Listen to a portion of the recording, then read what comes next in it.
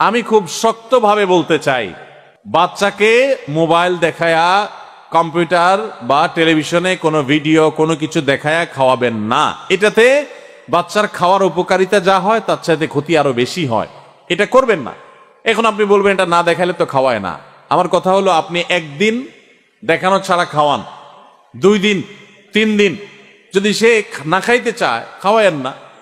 তাকে বলে দেন যে তোমাকে এইসব দেখতে দেওয়া হবে না, তুমি খাও আর না খাইলে না খাও। ওই যে এক মুরব্বী চাচার দেখছেন না, সারির সময় শেষ, খাইলে খাও না খাইলে না খাও, সিলেটি ভাষায়। বাচ্চা দেখবেন একদিন খাবে না, দ্বিতীয় দিন খাবে না, তৃতীয় দিন খাবে না। আপনি আবার মনে করবেন যে হুজুর তাহলে বাচ্চা মরে যাবে না। না, এত সোজা না মানুষের মরণ। 2, 4, 5, 7 দিন না খাইলে মানুষ মরে না, এত সোজা না। যখন ঠেলায় পড়বে দেখবেন ও খাবে, ওর বাপ মাও সাথে খাবে।